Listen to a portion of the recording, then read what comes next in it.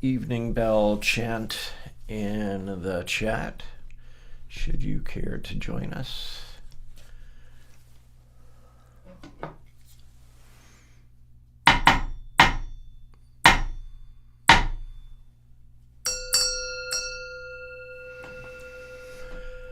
Hearing the sound of the bell, all thinking is cut off.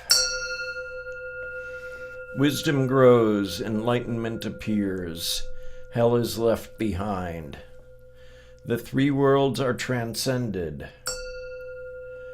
Vowing to become Buddha and save all people, the mantra of shattering hell. Om Garajya Sabaha. Om Garajya Sabaha.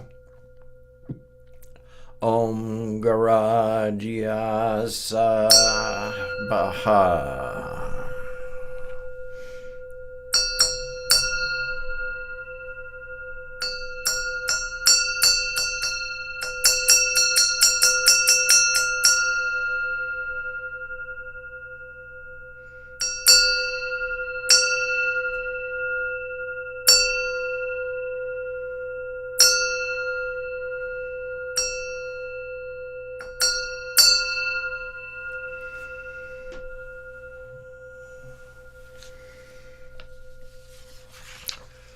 We'll take refuge.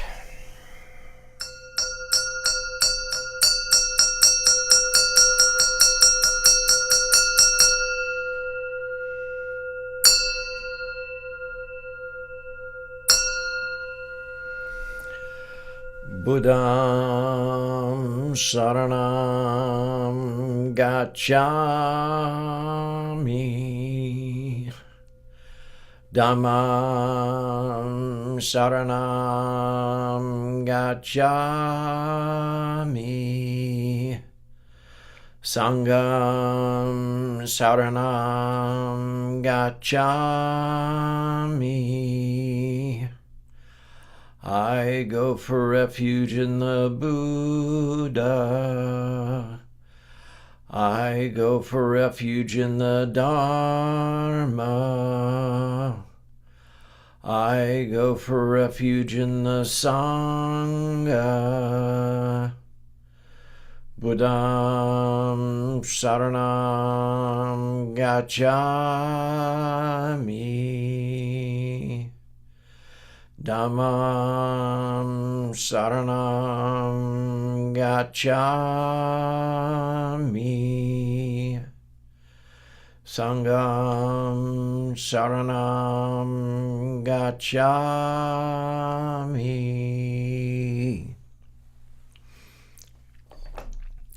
All right. So here we are, another Monday evening meditation.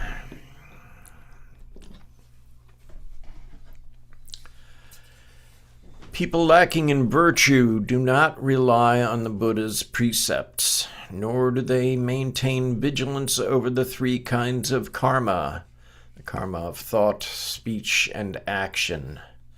Such people lead a lazy and dissolute life, looking down on others and provoking quarrels.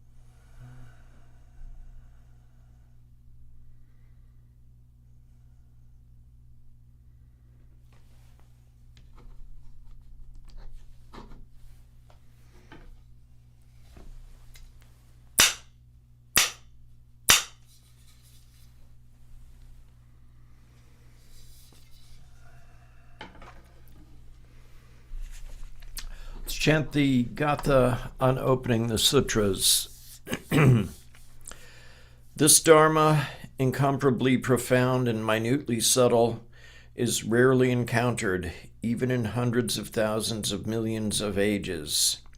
Now we see it, hear it, hold and maintain it. May we completely realize the true mind of all Buddhas.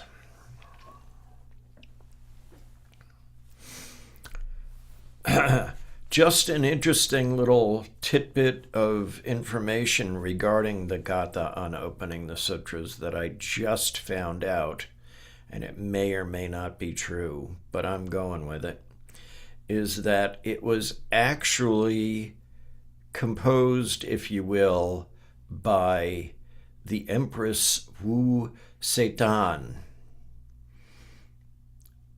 in I forget whether that was Tang Dynasty or which dynasty it was. But she was one very supportive empress. She was the only empress. And she was also apparently a very nasty lady. So, yin, yang, you know? So, on that note, here to riff on the Dharma tonight is our friend Minhui. Thank you, Unsan. And I'm happy to share the Dharma with you tonight. And so I've been thinking a little bit lately, where is Nirvana? Where is heaven? Where is hell? Where do I go when I die? And so I decided, you know what? Let's look at this from a traditional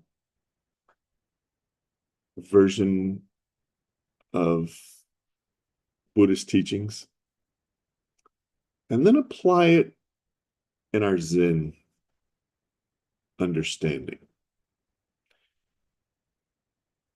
So in traditional Buddhist teachings, we know there are 6 realms of samsara. And these are often presented as a literal cosmology of rebirth. So to help this come true to what I'm talking about here, and you've probably heard of it this way. There's the hell realm. There's the hungry ghost realm. There's the animal realm. There's the human realm, the asura or demigod realm, and then there's the God realm. And the historical Buddha taught about rebirths in all of these as a possibility for how a person can be reborn. In our practice, in our Zen practice, we approach these more as a profound psychological and existential roadmap.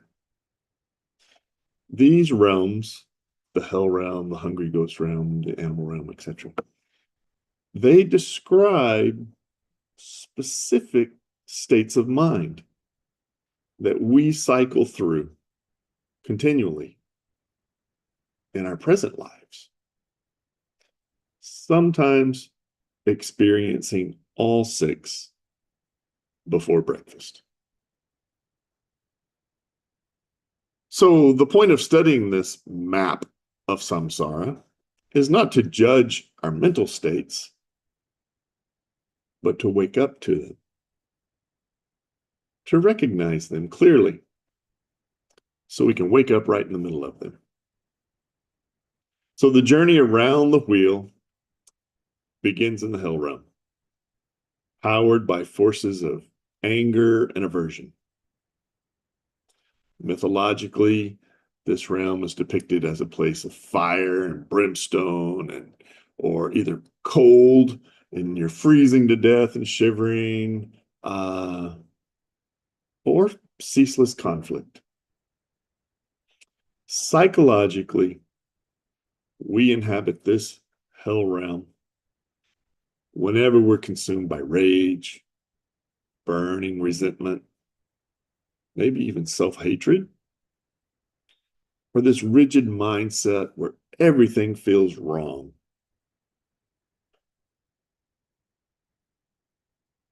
Our practice pointer in this painful state of existence is to notice, to be aware.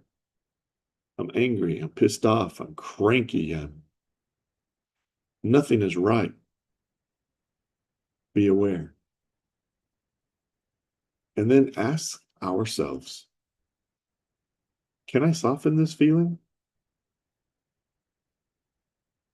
Can I just breathe? The next realm is the hungry ghost realm.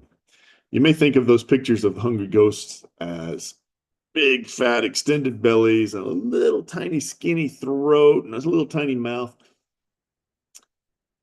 The hungry ghost realm is driven by insatiable craving.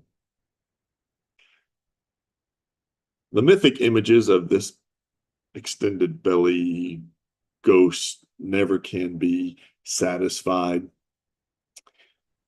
means that their desires can never be filled. They're always hungry for more. We live this experience through addiction, maybe doom scrolling on our phones, emotional dependency, and this chronic sense of, I never have enough. Chronic craving. When caught in this cycle, we have to stop and ask ourselves, what are we truly trying to fill? And then investigate internally. What's that empty feeling? What is it that feels empty that we're trying to satisfy? When we encounter the animal realm, this is characterized by habit, fear, instinct. Mythologically, it's the world of beings driven entirely by survival. Psychologically, it represents when we are on autopilot. We enter into this animal realm when we seek comfort at all costs. We avoid looking at our patterns and resist change out of fear. To break this spell of this dull routine, we must bring out the curiosity of our lives. We must be curious about our habits, remembering that a single mindful breath can disrupt a lifetime of conditioning. And then there are the three higher realms of existence.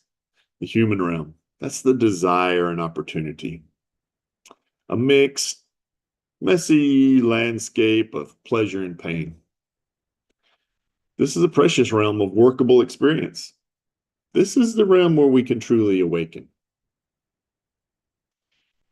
And then there's the Asura realm, or this demigod realm, and it is always this realm of competition and jealousy. The mind of the warrior gods, obsessed with comparison, insecurity, and spiritual one-upmanship. We practice here by dropping the scoreboard and rejoicing in the success of others. And finally, there's the God realm, that bliss and complacency realm, that state of high success, comfort, or temporary meditative bliss. My practice is good. I feel peace. I'm at one with the world. And then we become complacent. We lose the urge to practice. We forget that comfort is not liberation. This constant movement in our every single day life We move through these realms of existence, but they're not a linear hierarchy. We don't always start at this hell realm. We don't always finish in the God realm. Sometimes we spend most of our day right there in the human realm where we actually are. And then sometimes we're jealous and we move to that Asura realm. Sometimes we're just angry, move back to that animal realm.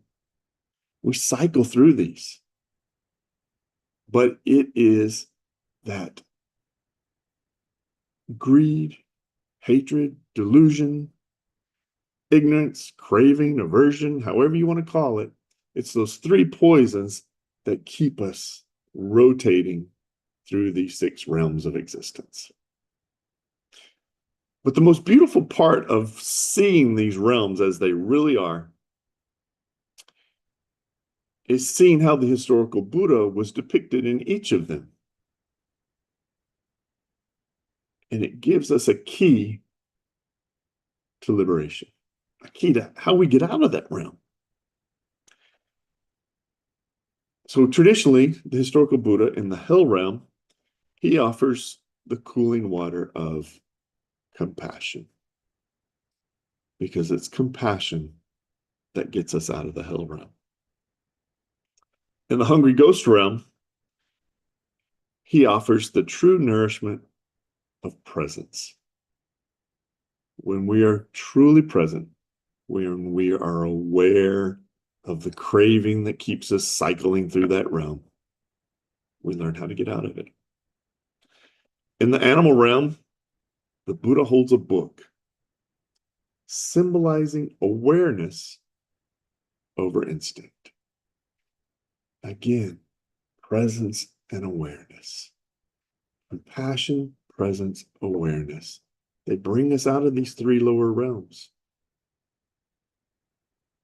In the human realm, the Buddha provides teachings and encouragement to practice, because it's in the human realm where we can truly awaken. In the Asura realm, that demigod, warrior god realm, he holds a mirror, forcing self-recognition over compassion, over comparison, I mean. Hold up the mirror. What does it reflect? In the God realm, he offers the reminder of impermanence to cut through this complacency. Impermanence. I want to always be comfortable. Recognize it. Embrace it. We do not escape these psychological states by using brute force or by wishing our minds were different. We free ourselves simply by waking up within them. We can choose to gently notice when the realm we are visiting today is occurring. Recognition. Being aware. So whenever you've happened to find yourself on this wheel of samsara, the Dharma's already there, waiting to be discovered.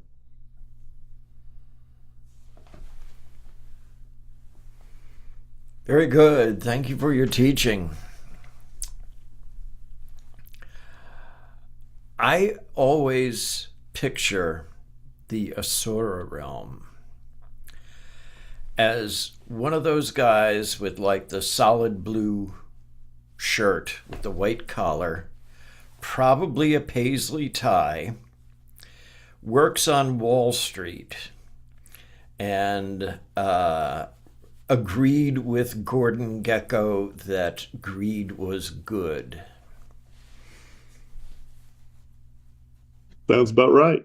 And now you'll never be able to unimagine that. Anytime you think of the Asura realm, it's like, oh, that guy. Yeah, yeah, yeah. And the Devas I always thought of as the ones who had been so successful that they forgot every realm below them and were blissfully ignorant of everyone else's suffering. And I won't bring any instances in that, but think of them living on a high hill and with lots of glass, but not throwing any stones. And that's that one. But thank you. Very good. So, time for another 15 minutes. If you do not abide by the precepts, in your next rebirth, you will not even be able to receive the body of a mangy fox. How then can you even imagine attaining the fruit of pure wisdom by living like this?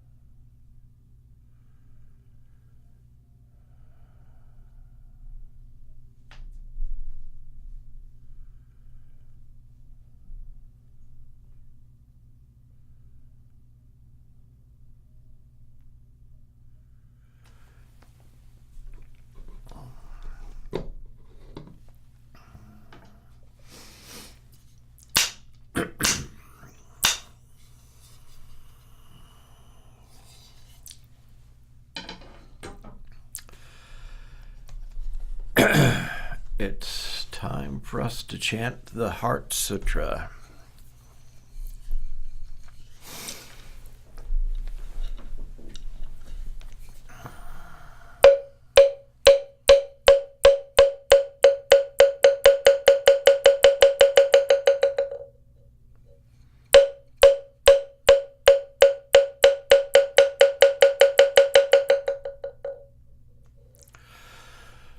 Mahaprajna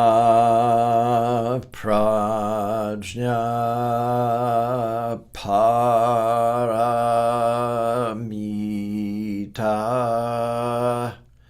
Hridaya Sutra Avalokiteshvara Bodhisattva when practicing deeply the Prajna Paramita. Believe that all five skandhas are empty and is safe from all suffering and distress. Shariputra, form does not differ from emptiness. Emptiness does not differ from form. That which is form is emptiness. That which is emptiness, form. The same is true of feelings, perceptions, impulses, consciousness. Shariputra, all dharmas are marked with emptiness. They do not appear or disappear, are not tainted or pure, do not increase or decrease. Therefore in emptiness, no form, no feeling, perceptions, impulses, consciousness, no eyes, no ears, no nose, no tongue, no body, no mind, no color, no sound, no smell, no taste, no touch, no object of mind, no realm of eyes, and so forth, until no realm of mind consciousness, no ignorance, and also no extinction of it, and so forth, until no old age and death, and also no extinction of them. Suffering, no origination, no stopping, no path, no cognition, also no attainment, with nothing to attain. The Bodhisattva depends on Prajna Paramita, and the mind is no hindrance. Without any hindrance, no fears exist. Far apart from every perverted view, one dwells in nirvana. In the three worlds, all Buddhas depend on Prajna Paramita. Attain Anuttara Samyak Sambodhi. Therefore know that Prajna Paramita is the great transcendent mantra, is the great bright mantra, is the utmost mantra, is the supreme mantra, which is able to relieve all suffering and is true, not false. So proclaim the Prajna Paramita mantra. Proclaim the mantra which says Gate Gate Paragate Parasamgate Purisaha Gate Gate Saragate Parasamgate Bodhisvaha Gate Gate Paragate Parasamgate Bodhisvaha.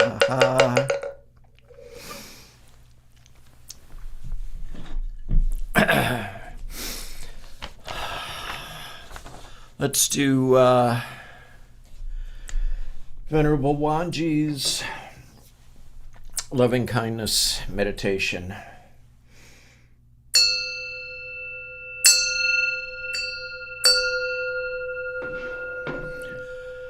May I be well, happy, and peaceful. May no harm come to me. May no difficulties come to me. May I have a calm and peaceful mind. May I have patience, insight, courage, and compassion in meeting the challenges of life. May my parents be well, happy, and peaceful. May no harm come to them. May no difficulties come to them. May they have a calm and peaceful mind. May they have patience, insight, courage, and compassion in meeting the challenges of life. May my teachers be well, happy, and peaceful. May no harm come to them. May no difficulties come to them. May they have a calm and peaceful mind. May they have patience, insight, courage, and compassion in meeting the challenges of life. May family members and relatives be well, happy, and peaceful. May no harm come to them. May no difficulties come to them. May they have a calm and peaceful mind. May they have patience, insight, courage, and compassion in meeting the challenges of life. May friends and acquaintances be well, happy, and peaceful. May no harm come to them. May no difficulties come to them. May they have a calm and peaceful mind. May they have patience, insight, courage, and compassion in meeting the challenges of life. May unfriendly people and my enemies be well, happy, and peaceful. May no harm come to them. May no difficulties come to them. May they have a calm and peaceful mind. May they have patience, insight, courage, and compassion in meeting the challenges of life. May unknown persons be well, happy, and peaceful. May no harm come to them. May no difficulties have come to them. May they have a calm and peaceful mind. May they have patience, insight, courage, and compassion in meeting the challenges of life. May all beings, with form and without form, visible, invisible, born or coming to birth, large and small, from the highest realm of existence to the lowest, be well, happy, and peaceful. May no harm come to them. May no difficulties come to them. May they have a calm and peaceful mind. May they have patience, insight, courage, and compassion in meeting the challenges of life. We'll do our dedications of merit.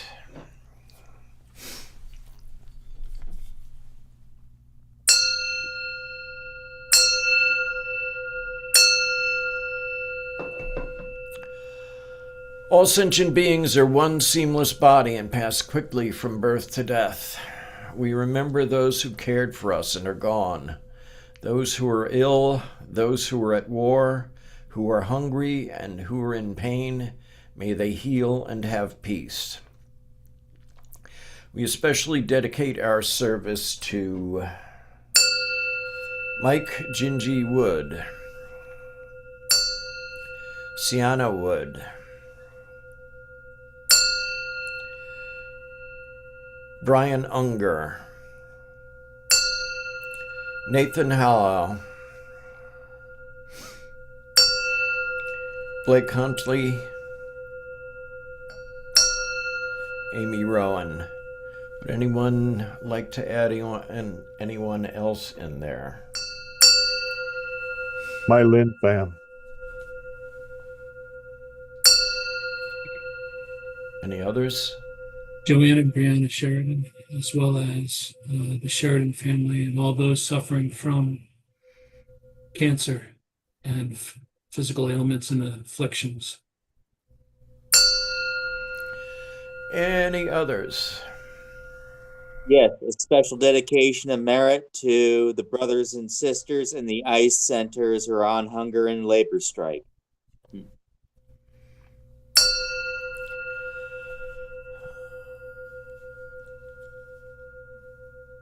Brian Windwalker, Barry, Juanita, and all beings in the 10 directions subject to the greed, hatred, and delusions of themselves and others.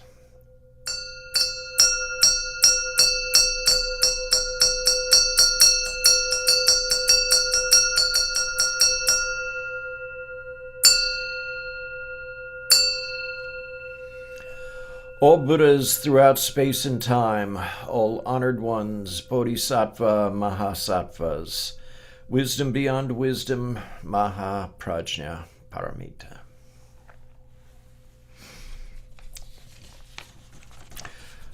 We'll recite our faith and practice vow.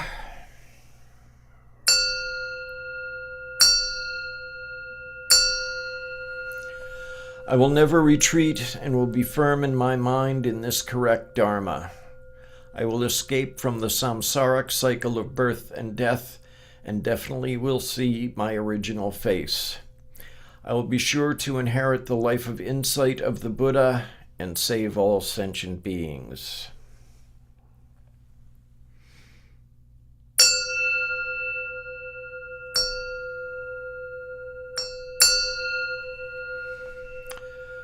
The spiritual source shines clearly in the light. The branching streams flow on in the dark. Infinite realms of light and dark convey the Buddha mind. Birds and trees and stars and we ourselves come forth in perfect harmony. We practice and recite this for all beings in grateful thanks to our many guides along the way. Minwee, would you like to bring us the 4 great bodhisattva vows tonight? I'd be happy to.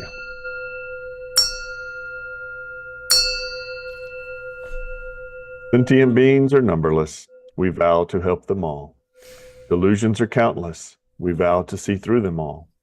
Opportunities to awaken are infinite. We vow to embrace them all. The Buddha way is endless. We vow to embody it.